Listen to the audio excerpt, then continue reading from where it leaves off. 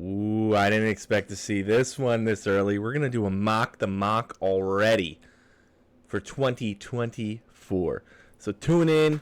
We're starting it early, baby. Josh Edwards from CBS Sports putting it out for QBs led by Caleb Williams, which is expected. Taken in the first round. It could either be Caleb or Drake May. Those are going to be the first two. But let's get into this one. I'm TwoToneSports. I appreciate any and all support to the channel.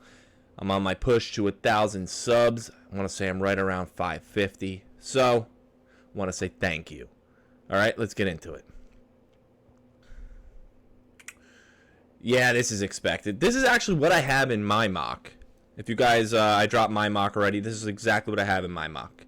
So, Caleb Williams going number 1 to the Cardinals. All right, Williams is the best QB prospect in the class right now, and it's not really particularly close. I agree with him. If you watch Williams, man, he's a highlight reel out of USC. Gotta watch this kid. And then, I mean, you have the best wide receiver. DeAndre Hopkins is going to be gone.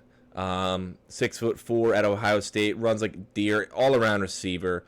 We all know who his pops was. So, Arizona lands the pass catcher to go along with Caleb Williams. It would be nice to see him on a Colts, though. That'd be really cool. Then you got Kool-Aid McKinstry. Possibly the coolest name in the draft. All right, out of where else? An Alabama DB, 6'1", 188 pounds. It may be too rich for McKinstry, but Indianapolis needs more help at the position. If you guys don't know, they got rid of Stephon Gilmore. Who knows? We'll see, but Kool-Aid, baby. That's an awesome pick. This kid almost came out this year. He would have been probably a top tackle this year. So, actually, that's what he says here. Luminawa Fashanu. I could say I'm confident in the last name, not confident in the first. 6'6" out of Penn State. Fashanu would have been the first offensive tackle taken if he had declared this year. Yeah, kid's a beast. Quinn Ewers, baby. Look at the hair on him. Come on. Probably I'm going to declare him right now the best hair in the draft next year. 6'2" out of Texas. If Washington is picking number 5, then one would think Sam Howell experiment did not go well. I'm going to make the prediction. I'm going to say it didn't. I'm going to come back to this video. I did my mock, my way too early mock. I'm going to react to that, and I'm going to react to this first one. All right? So, let's get rid of this tab here. Quinn Ewers, Sam Howell, my prediction, Sam Howell experiment does not go too well. So, the Commanders will not pass up on a QB here in that scenario. I don't know if he goes over Drake May. I'm going to put that out there. I'm going to have Caleb Williams, Drake May, Quinn Ewers. That's my 3. Okay? We got JC Latham, whatever. Alabama, 6'6". Tampa adds another massive offensive tackle to play with Tristan Wirfs. I'm going to make the prediction Tampa's in the top 10 drafting for sure. I don't see it any other way. I really don't. Moving on to Chicago. How do they have this? Well, they moved out of the first pick to get number 9, whatever. Here it is from Carolina. So, you got Dallas Turner from Alabama. Chicago adds a prospect to raise the ceiling and floor of its pass rush. If you guys didn't know, this kid was on the other side of Will Anderson. He's going to be a top 10 pick. What do the Falcons do here? QB Drake May. Kid's nasty out of North Carolina. 6'4", 220 pounds. May has the arm strength and size, but his decision-making needs to improve. It's something we're going to watch this season. I think he's going to develop a little bit more than people think. People are comparing this kid to Herbert. Kind of's got a little bit of like a young Herbert look to him, honestly, and like his face, like just right here, like the nose and the eyes, got a little Herbert look to him. Kingsley, all right, after adding Broderick Jones to play left tackle in 23, the Steelers select the BYU offensive tackle to play on the opposite side. 6'6" tackle. Once again, out of BYU. I think it's probably the smartest move the Steelers can make. I don't know if they're drafting top 10, though. This boy. Watch Joe Alt this year. Notre Dame, 6'7". Okay? It was surprising how little New England addressed the offensive tackle position this offseason. I anticipate the team will have issues this season leading to this selection.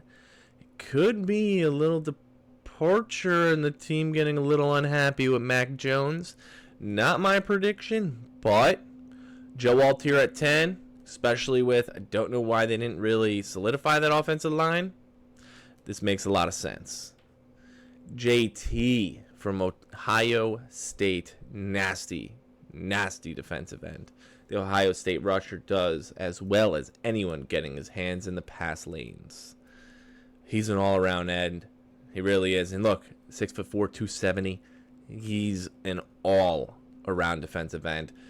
The Rams need help, honestly, on the defensive line too. So, all right. Seattle, Mason Smith, the tackle at LSU. Smith all of 2022 season due to an injury, but he has the athletic profile of an early round contributor. I forget where I had him in my mock, to be honest, but got some good boys out of USC this year. You got Bullock, D-back, 6'3". Green Bay's safety play has been underwhelming, so it adds competition. If you guys don't know, even last year, the Green Bay's safety positions, they've really just been going downhill, honestly, for the past 2 years. This is a solid pick. Jared Verse. I'm going to say this kid's a top 10 pick. Going to the Bears here. Out of Florida State, 6'4", 240 pounds. Chicago double dips at edge rusher position. It is a very premium position, and the team could not address every area of weakness this year. I agree. A lot of people thought they were going to sit there and take Will Anderson with the first pick. They moved back. They addressed it this year. Leonard Taylor. This is interesting. All right, defensive line, 6'3" out of Miami. New York could lose Leonard Williams, A'Shawn Robinson, and Raheem after the season. This would fill a massive hole if that happens. Honestly, even if 2 of the 3 guys leave, this is a nice pick for them. Oh, I forgot about J.J. McCarthy. Wow. J.J. McCarthy, QB from Michigan. Minnesota finally lands its replacement to Kirk Cousins, who is slated to become a free agent. I think, if anything, maybe they'll give him another year. It all depends on how this year's this year's season really goes for him. But if this is the case, this is a nice replacement. It really is. This is a nice replacement. All right.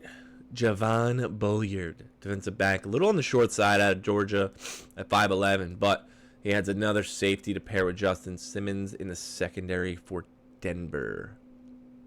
Honestly, the Georgia defensive players, they're panning out in the NFL lately. I can't blame it. Let's see if the Eagles get one in this draft. Christian Mahogany. Little short on the offensive line. 6'3" out of Boston College. Pete and Cesar Ruiz are free agents after the season, so New Orleans adds another body to the group. Once again, I like it. You got the Raiders picking around 19. So Zach Zinter, offensive lineman out of Michigan, 6'6". Vegas adds another body to its interior offensive line. I can't believe they didn't address offensive line this year. I thought it was concern going into the 2023 draft. And now they're waiting to the 2024 draft. At least in this mock, at least they address it.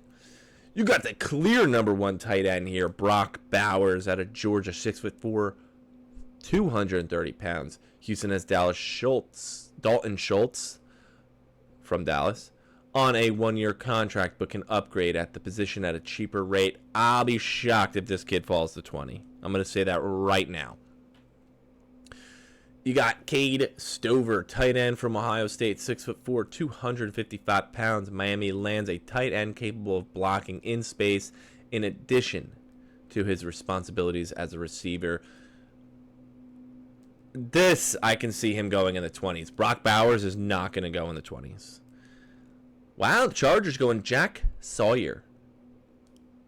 Defensive end, Ohio State. Los Angeles adds another ex-Buckeye to upgrade the pass rush. I'm going to say this right now. The Chargers are going to go into the offseason, and they're going to lose probably Khalil Mack. I want to look back on this video and say I hope Tuli Tuipulotu does well. But this still would be a solid pick. My prediction for the Chargers is they're going to go...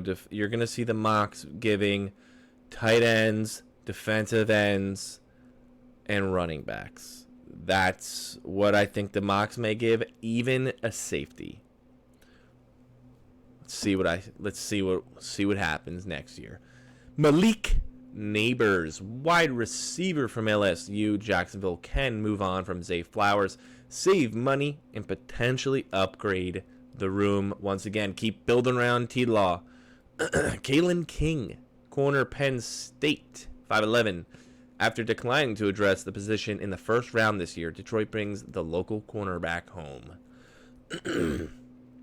Yeah, they got rid of Okuda, and I honestly thought that this would have been a position to fill, and they did not, so whatever.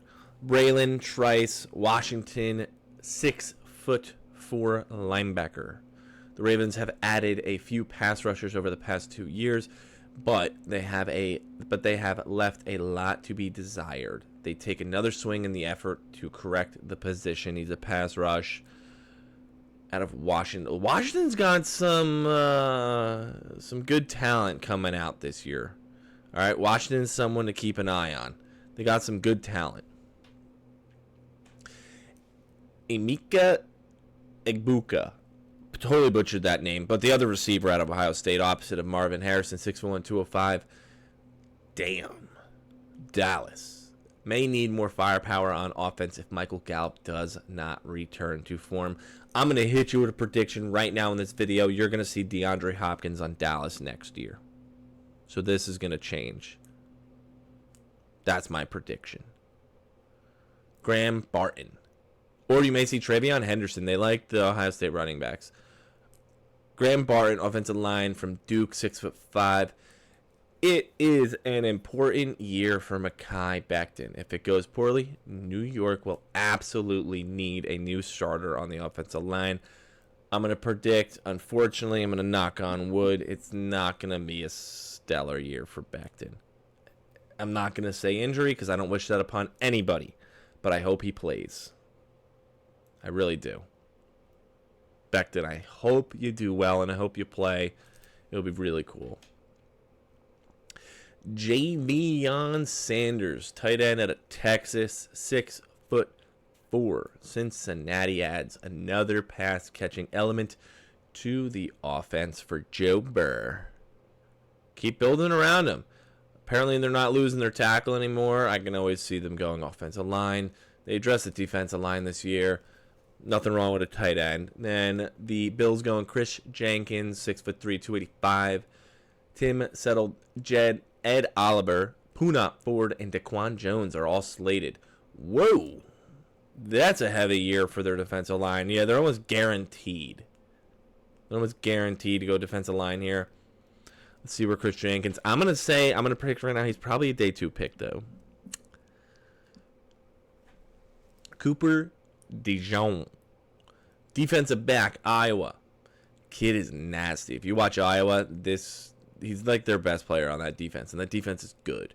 Sam Fran finds another long-term contributor at corner. Almost said QB. You got Denzel Burke. I don't agree with this. It's got to be a Georgia pick. You're not fooling me here. Denzel Burke, Ohio State, 6'1". Philly adds a cornerback that can eventually take over for Darius Slay or James Bradbury. Ending it off, apparently Chiefs winning the Super Bowl. Jordan Morgan, offensive lineman, Arizona, 6'6". The Chiefs could be looking to conserve salary cap space, and moving on from Joe Thuney, allows them to do it. Guys, this is the way too early mock. The mock. Two-tone, baby. I'll see you at the end of the season with this one. I really want to see the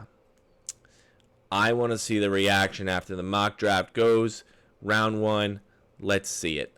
I really want to react to this one. But, guys, Two-Tone Sports here. As always, thank you so much for watching. This is a way too early mock. The mock of my boy, Josh Edwards from CBS Sport. Thank you.